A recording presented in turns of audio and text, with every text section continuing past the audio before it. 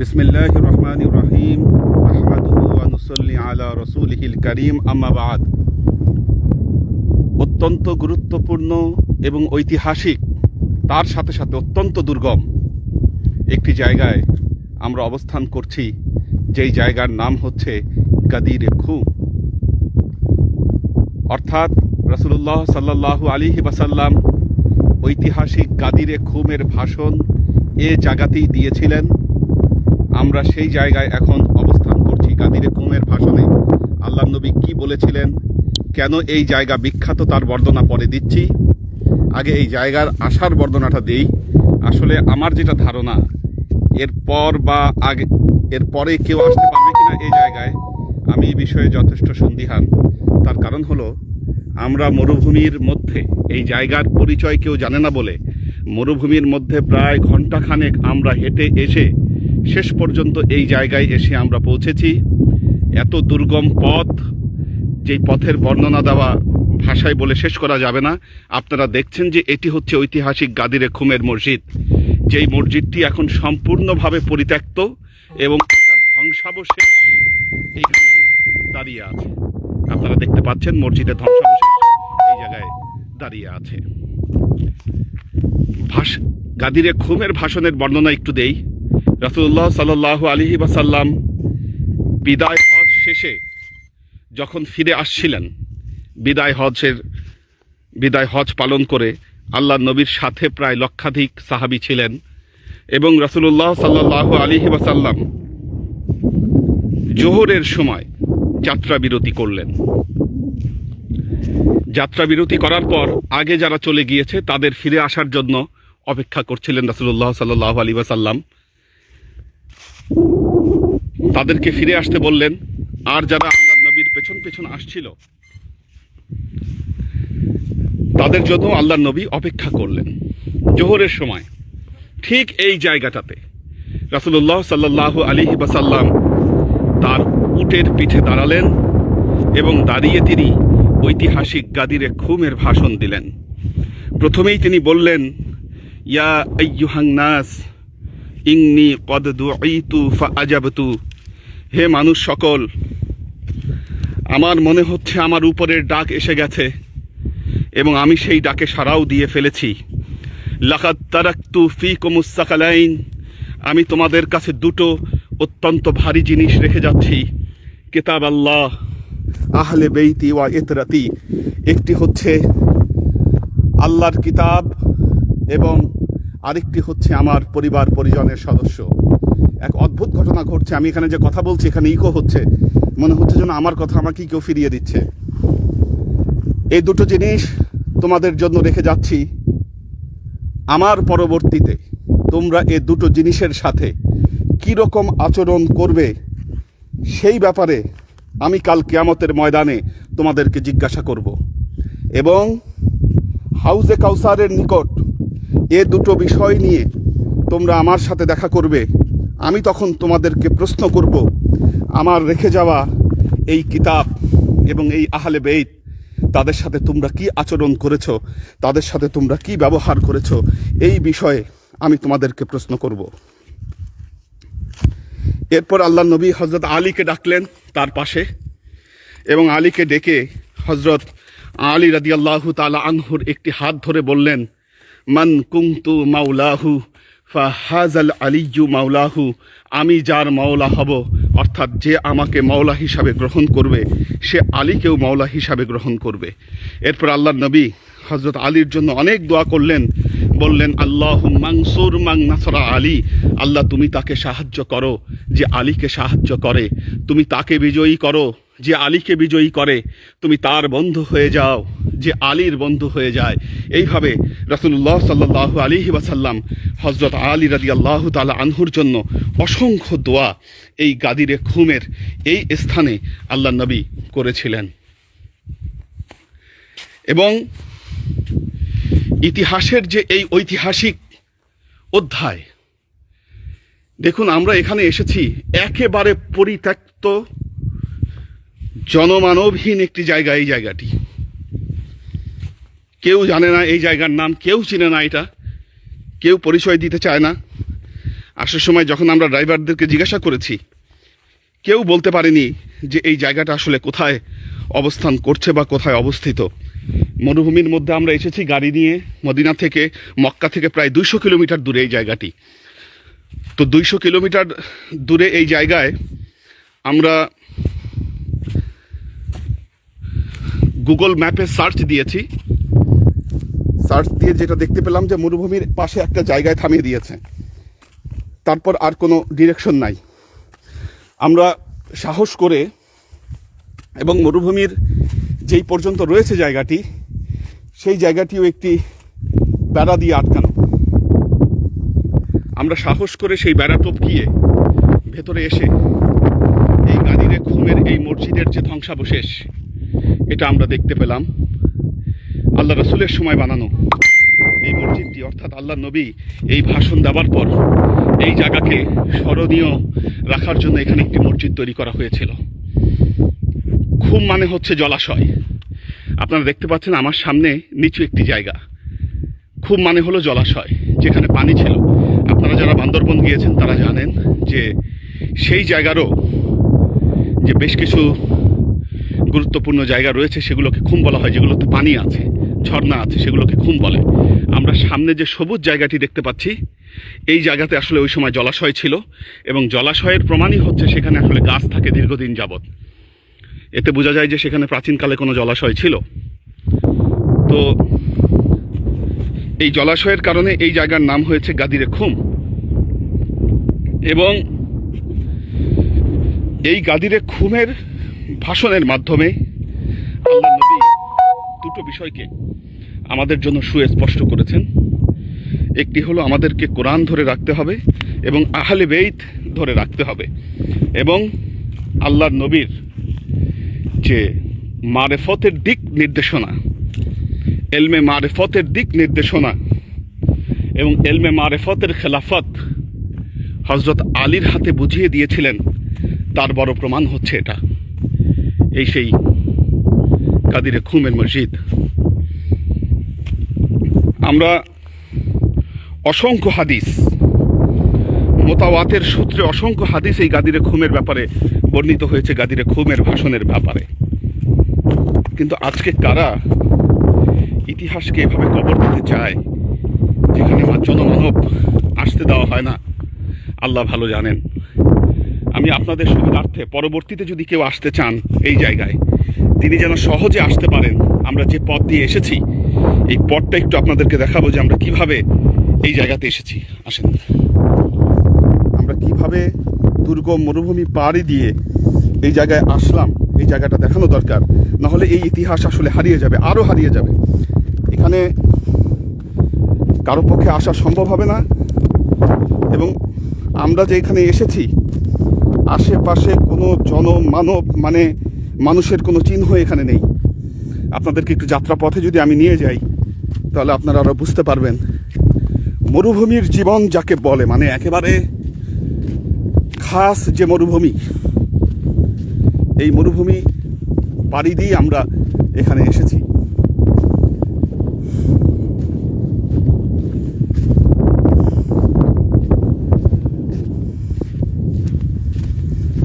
পরবর্তীতে আপনারা যারা ওমরায় আসবেন, অর্থাৎ হজে আসলে আসলে এই জায়গায় আসাটা কঠিন হবে, সম্ভব না।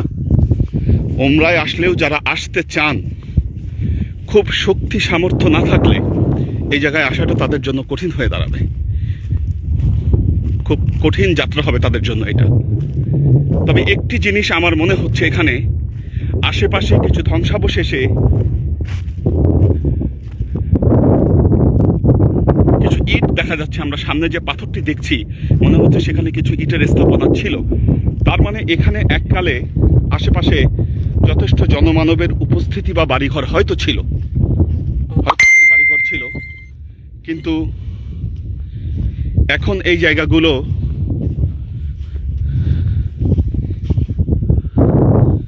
আচ্ছা, আপনি এই মসজিদের কতগুলো স্টিল ছবি নিয়ে নেন, কিছু স্টিল ছবি। এবং আচ্ছা, আমি কিছুক্ষণ লাইভ থেকে আমি একটু যাচ্ছি না, ওনাদেরকে আবার নিয়ে যাব, আপনারা একটু অপেক্ষা করেন, আমি কিছু ছবি দিয়ে নিচ্ছি। এটা ছবি না থাকলে বিষয়টা একটা বড় ইয়া থেকে যাবে। আমি কিছু জিনিস নিয়ে নিচ্ছি, আবার আপনাদেরকে আমি লাইভে আনছি। জি, আসসালামু আলাইকুম।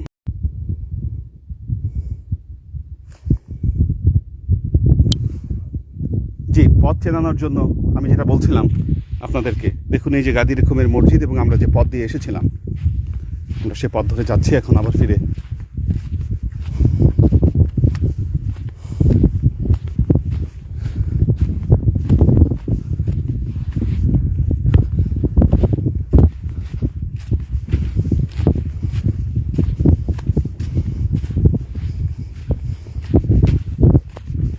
আসার পথে আমাদের অনেক দূর, অর্থাৎ এই পাহাড়টা পুরো সামিট করে আসতে হয়েছে আমাদের। সামনে যে পাহাড় দেখতে পাচ্ছেন, এই পাহাড়ের উপর দিয়ে উঠে আমাদেরকে আসতে হয়েছে।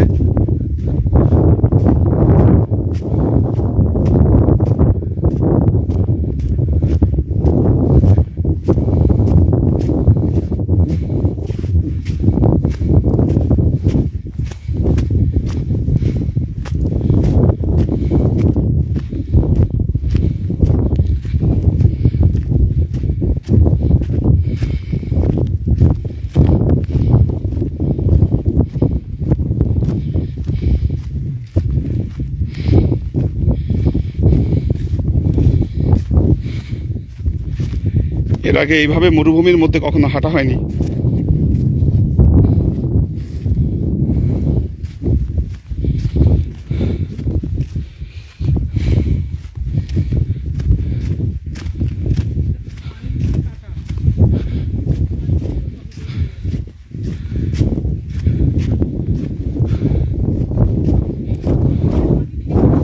হ্যাঁ, এলাকায় পানি ছিল, এটা জলাশয় ছিল এক সময়।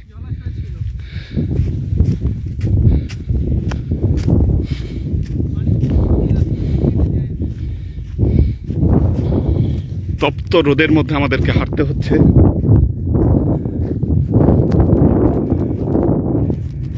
মরুভূমির মধ্যে সূর্য মানে কঠিন ব্যাপার।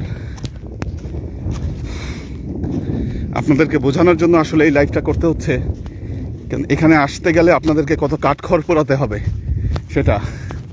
আর আমরা পথ না চিনে এসেছি, এই বিস্তর মরুভূমি দিয়ে আমরা হেঁটেছি। আমার লাইভ শুরু করতে দেরি হওয়ার একটা বড় কারণ ছিল এটা।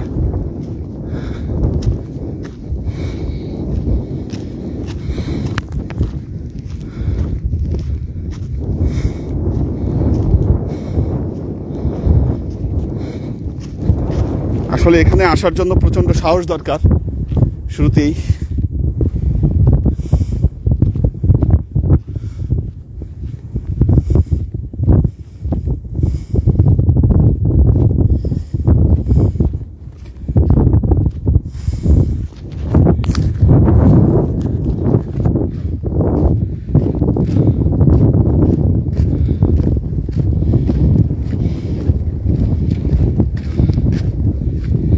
মাঝখানে একটা জায়গায় আমাদের নেটওয়ার্ক ছিল না, সেখানে হয়তো একটু ইন্টারাপ্ট হতে পারে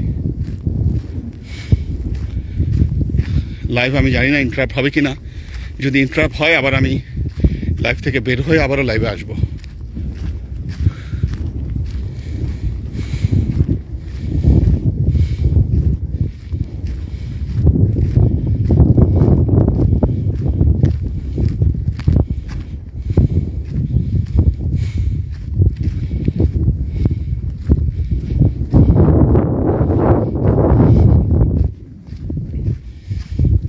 এবং এই মরুভূমিতে একবার যদি আপনি পথ হারান, আপনার জীবন বিপর্যস্ত হতে পারে। দুঃখের বিষয় হলো, প্রত্যেক জাতি তাদের ইতিহাসকে সংরক্ষণ করে, কিন্তু আমরা আমাদের ইতিহাসকে ধ্বংস করেছি। এটা অনেক আশ্চর্যের একটা বিষয়। আর এমনভাবে ধ্বংস করেছি এখানে আসারও কোনো উপায় নেই, কোনো রাস্তা নেই, পথ নেই যে মানুষ এখানে আসতে পারে।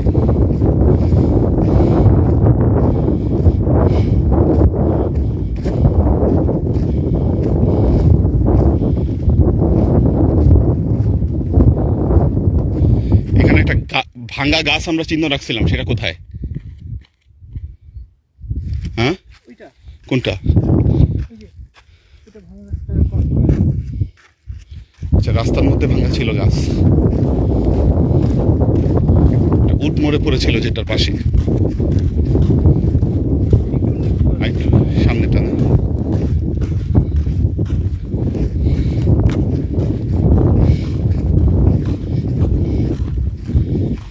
সামনে একটা পাহাড়ে উঠতে হবে আমাদের।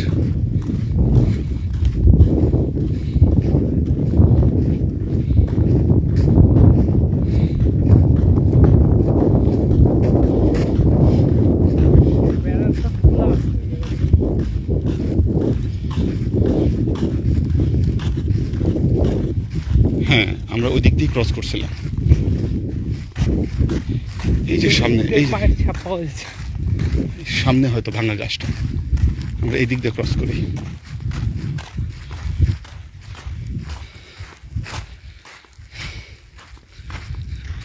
আপনারা সাথেই থাকুন, এটাই ক্লাস হচ্ছে আজকের। কারণ আমরা এমন একটা জায়গায় আছি যে কোনো সময় আমরা বিপদে পড়তে পারি, অসম্ভব কিছু না।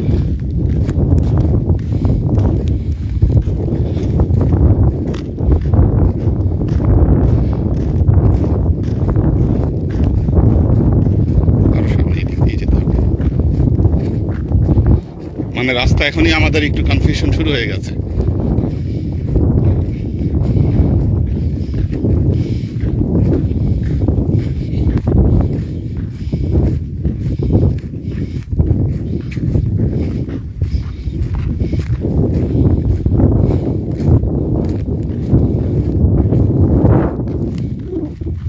অদ্ভুত মরুভূমি।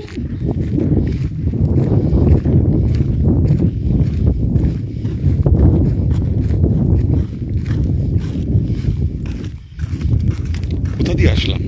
এদিক দিয়ে, আমরা এদিক দিয়ে পাস করছি।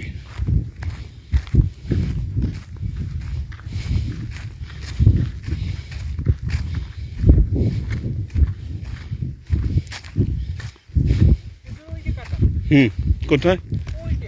হ্যাঁ, আমাদের এদিক দিয়ে যেতে হবে, আমাদের এদিক দিয়ে আসি। এই যে ক্রস করছে, এই যে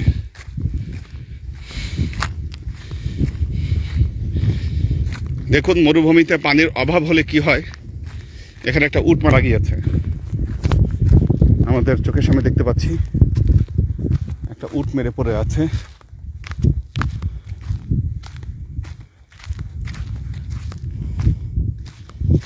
দুর্গন্ধ ছড়াচ্ছে এই উটটা।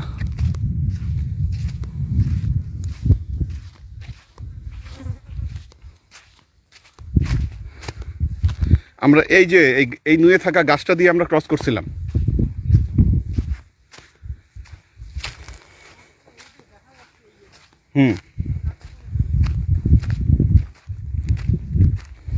আপনি দেখতে পেয়েছেন?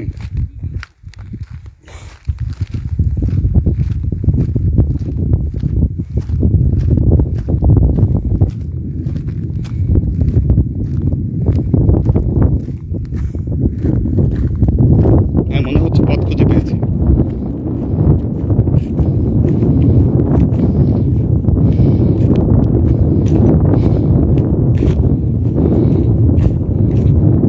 আমাদের মনোয়ার নূর মানিক বলেছিল জুম করে দেখাতে, আমি রাজি হইনি।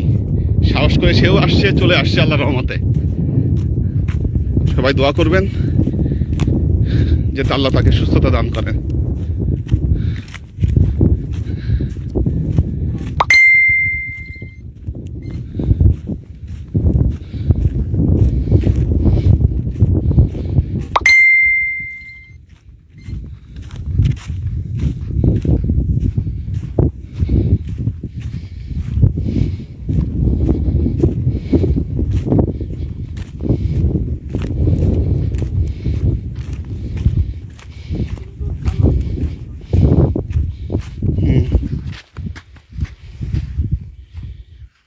সুন্দর কালারফুল।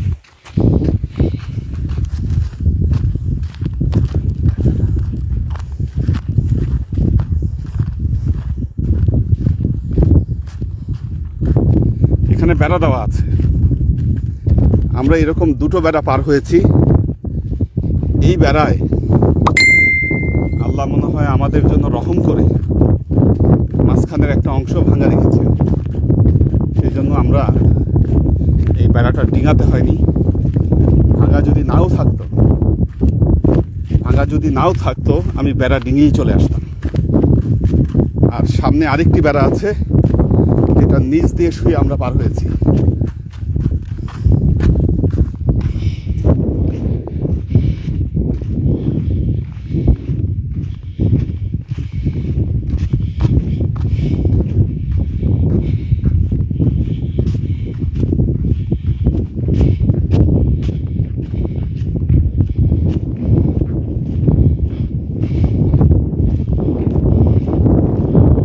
এই যে দেখুন আল্লাহর কি ইচ্ছা, পুরো বেড়া দেওয়া জায়গা, মাঝখানে এই বেড়াটা কেউ ভেঙে ফেলেছে এখানে।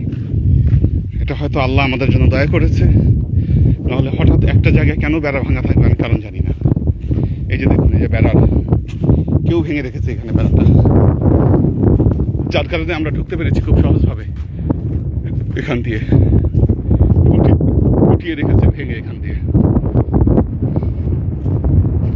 আমরা সম্ভবত এই সাইডটা ক্রস করছিলাম, কোনাকুনি, এদিক দিয়ে না, এই কোনাকুনি পাহাড় দিয়ে উঠে যেতে হবে।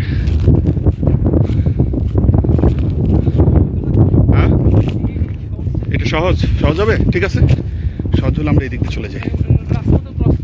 হ্যাঁ ঠিক আছে।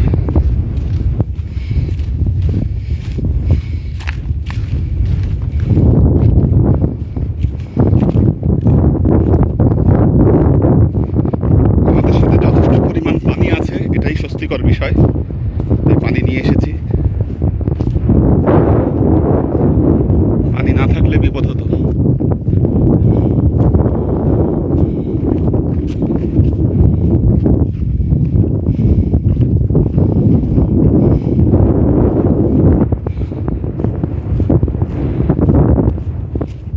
বেড়া ক্রস করার সময় আপনি ক্যামেরা ধরলে আমি শুয়ে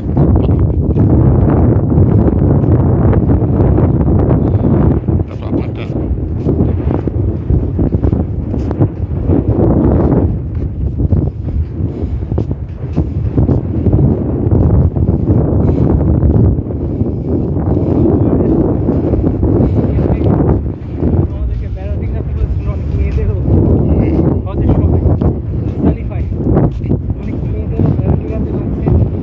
হ্যাঁ, অনেক, এটা যারা গতবার হজে গিয়েছেন তাদের এই বেড়া ডিঙানোর অভিজ্ঞতা হয়েছে।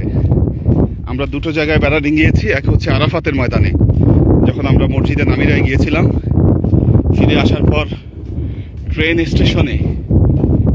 স্টেশনের প্যাকেজ যাদের আছে তারা ওই বেড়ার বাইরে যেতে পারে না। তো বের হওয়ার সময় আমরা বেড়ার উপর দিয়ে গাছ বেয়ে তারপর আমরা পার হয়েছিলাম। কিন্তু আসার পথে আবার কোনোই পথ পাচ্ছিলাম না। আমি, ইব্রাহিম ভাই, মনোয়ার নূর মানিক এবং আব্দুল হাফিজ আমরা শুয়ে বেড়ার নিচ দিয়ে আমরা পার হয়েছিলাম। পরবর্তীতে ট্রেন স্টেশনে আমরা কয়েকজন অজু করতে বা ইস্তেঞ্জা সারতে চলে গিয়েছিলাম। এই সময় দরজা আটকে দিয়েছিল। বাইরে যারা আটকে পড়েছিল তাদের মধ্যে অনেক পীরবনদেরকেও বেড়া ডিগায়ে বা দরজার নিচ দিয়ে শুয়ে তাদেরকে ভেতরে ঢুকতে হয়েছিল, নাহলে অনেক দেরি হয়ে যেত তাদের। আপনারা যারা গিয়েছেন তাদের এই অভিজ্ঞতা আছে। আমার নামগুলো মনে নেই যে পীরবনদের মধ্যে কারা এটা করেছিলেন। পীর ভাইদের মধ্যেও অনেকে, দুর্বল বৃদ্ধ অনেকে ছিলেন, তাদেরকে ওটা করতে হয়েছে। আমরা এখন আসলে পাহাড়ে উঠছি, বোঝা যাচ্ছে না। এই পাহাড়টি প্রায় 180 মিটার উঁচু।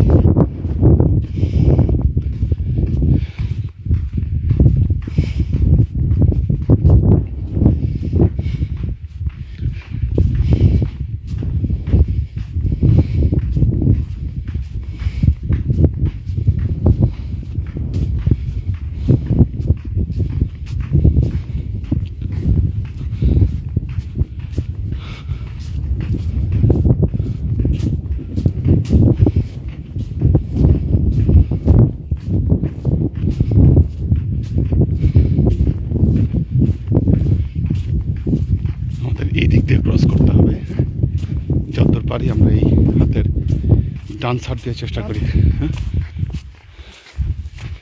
ক্রস করতে।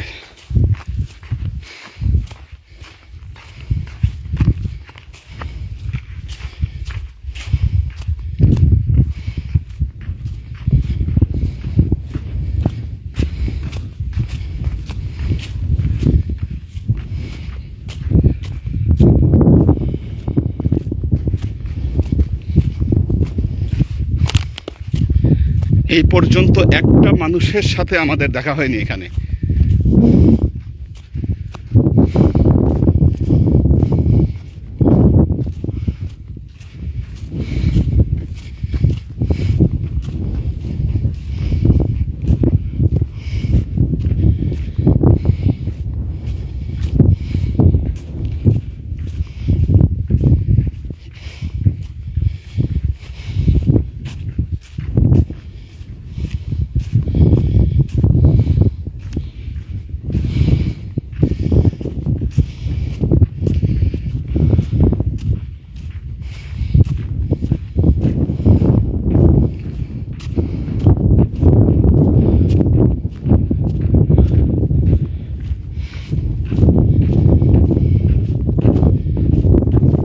আরেকটু দুর্গম,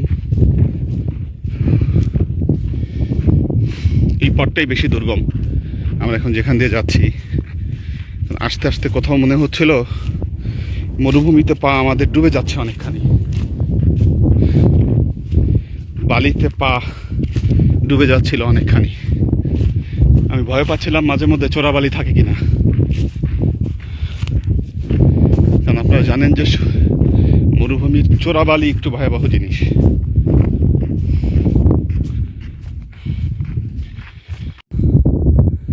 আমাদের মাঝখানে নেটওয়ার্ক না থাকাতে লাইভ ডিসকানেক্ট হয়ে গিয়েছিল। আমরা পাহাড় থেকে নামছি।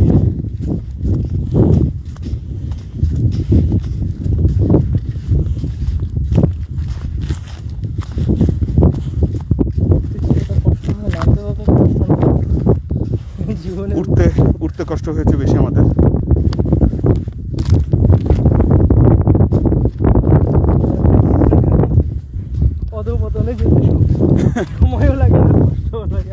উঠতে কষ্ট লাগে, তবে হ্যাঁ পাহাড় থেকে নামার সময় পা ব্যথা হয়। আমরা চলে এসেছি শহরের কাছে, একটু দেখা যাচ্ছে, তারপরেও বিস্তীর্ণ একটা পথ পাড়ি দিতে হবে। দেখা যাচ্ছে এখন জনমানবের জায়গা। যাওয়ার সময় এই অচেনা মরুভূমি দিয়ে আমাদের যেতে হবে।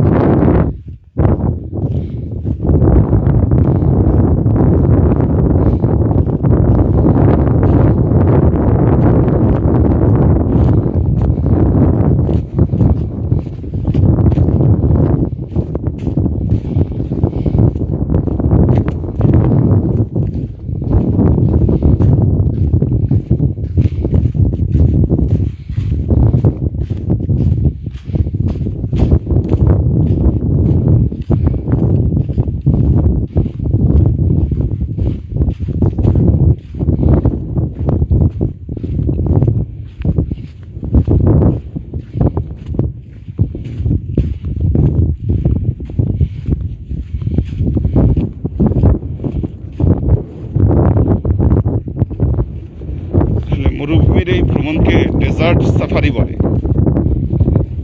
তবে বর্তমানে ডেজার্ট সাফারি যারা করেন তারা খুব আরামে করেন ডেজার্ট সাফারি। দামি গাড়িতে করে পানি, জুস এগুলো নিয়ে তারা মরুভূমির পথে যাত্রা করেন, আরামে খাওয়া দাওয়া করেন থামিয়ে। আমাদের যাত্রাটা আসলে এরকম হচ্ছে না, একটু কষ্টসাধ্য যাত্রা আমাদের। এটার জন্য দীর্ঘ সময় এবং চিন্তা ব্যয় করতে হয়েছে আমাদেরকে।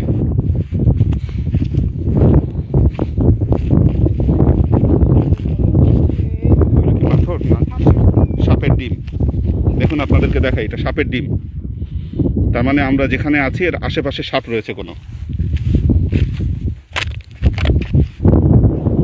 আপনারা জানেন যে মরুভূমিতে সাপ থাকে। আল্লাহ নবীর পায়ে, হযরত আবু বকরের পায়ে দংশন করেছিল সাপ।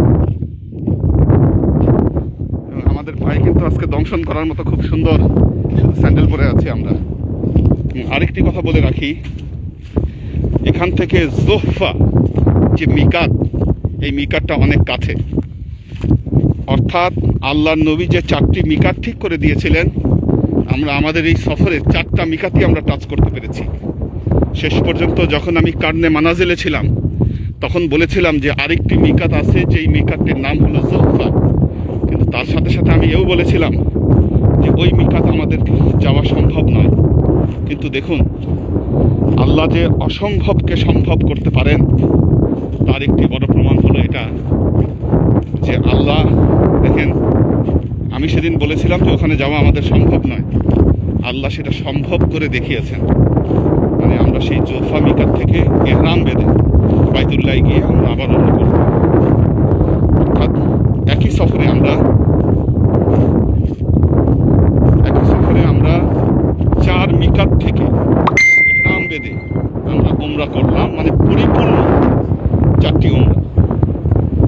আমরা অনেকে যে কাজ করি বাইতুল্লাহ, আল্লাহ নবী কিন্তু মানে বাইতুল্লাহর হুদুদ থেকে বের হয়ে বাইতুল্লাহর ভেতরে ঢুকে একটা ওমরাই করেছেন, বেশি ওমরা করেননি। এখন আমরা আমাদের মনকে দমাতে পারি না, এই জন্য একাধিক ওমরা করি। কেউ মসজিদে আয়েশায় গিয়ে ওমরা করেন, কেউ জিরানা নামে একটা জায়গা আছে তায়েফে, সেখানে গিয়ে ওমরা করেন, বিভিন্নভাবে করে থাকেন। কিন্তু আমাদের এই ওমরাগুলো পরিপূর্ণ এবং সহিশুদ্ধ, যেহেতু এখনও আমরা আল্লাহ নবীর যে মিকাত দিয়েছেন সেই মিকাতের বাইরে চলে এসেছি আমরা, এবং এখান থেকে ইহরাম বেঁধে আমরা পুনরায় চলে যাব বাইতুল্লাহ। সেখানে গিয়ে আমাদেরকে ওমরা করতে হবে।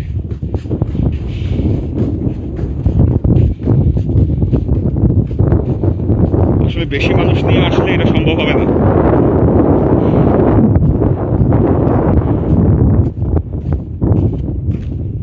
আমরা 2 জন আসছি বলে সমস্যা হয় নাই।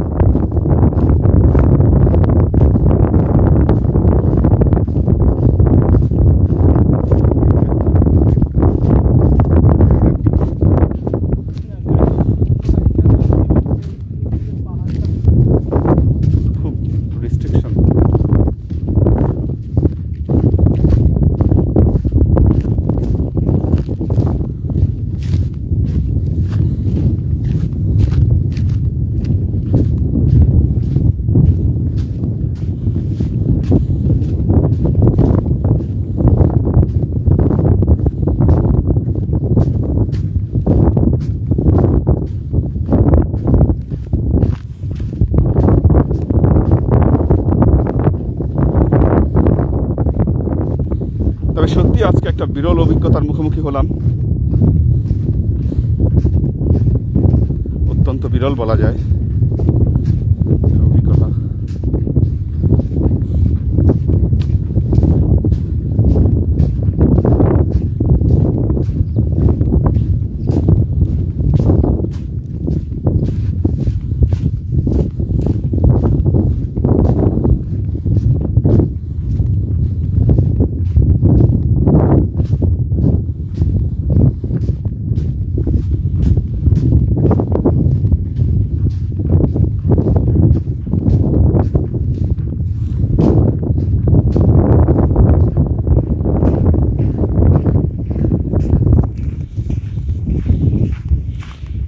পুলিশের গাড়ি না, হ্যাঁ পুলিশের গাড়ি, এটা পুলিশের গাড়িও এখানে পাহারা দেয়।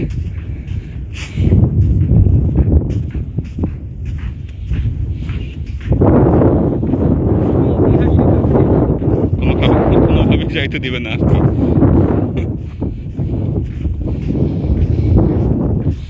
আমরা মরুভূমি দিয়ে না গেলে হয়তো বাধাপ্রাপ্ত হতাম।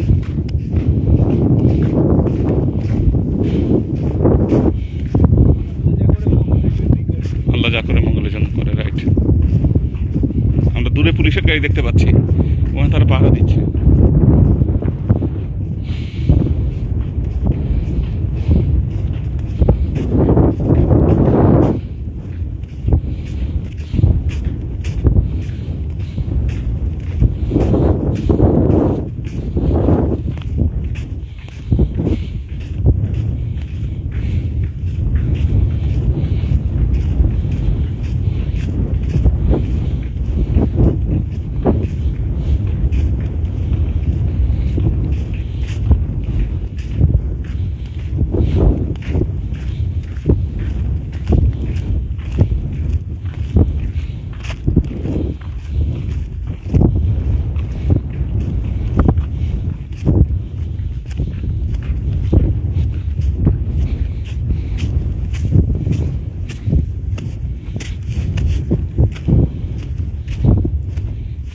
সামনে আরেকটি বেড়া দিয়ে আটকানো।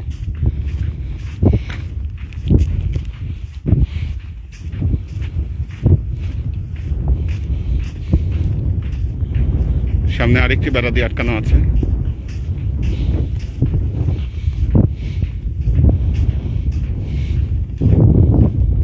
এই যে এই দুর্গম পথ পাড়ি দিয়ে আমরা গিয়েছিলাম, আপনারা দেখুন।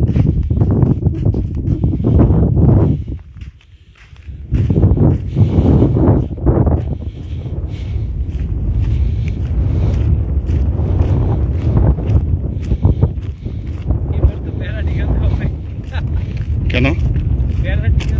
ও হ্যাঁ, এটা আপনি ধরেন, আমাদের যিনি ড্রাইভার উনি অনেকক্ষণ ধরে অপেক্ষা করছেন, আমাদেরকে দেখতে পেয়েছেন, উনি রাস্তা থেকে গাড়ি ভেতরে ঢুকিয়ে নিয়ে এসেছেন, বুঝতে পেরেছেন যে আমাদের অবস্থা সুবিধার না, এত দূর হাঁটতে আমাদের কষ্ট হয়ে যাবে।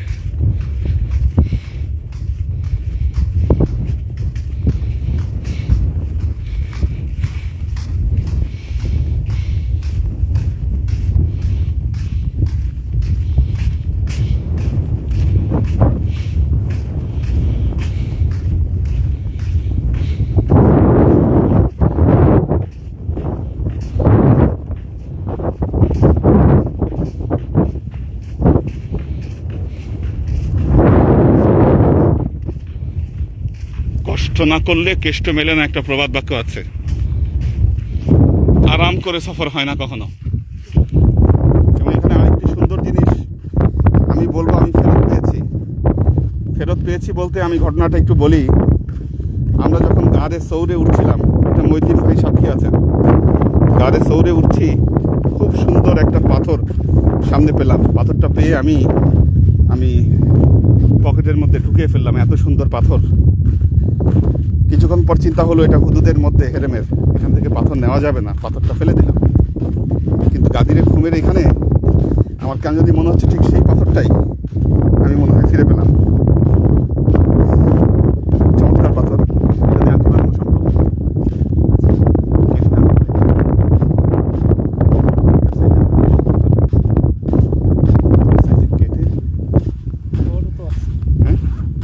হ্যাঁ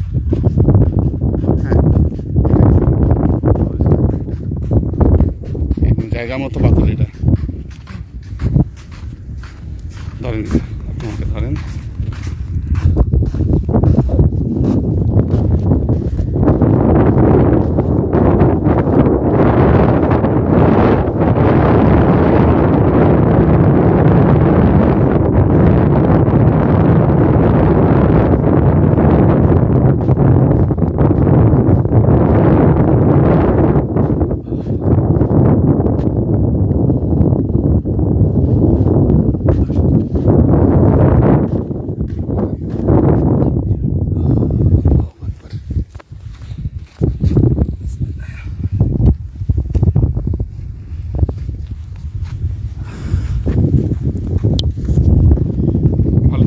সবাই আসসালামু আলাইকুম ওয়া রাহমাতুল্লাহি ওয়া বারাকাতুহু।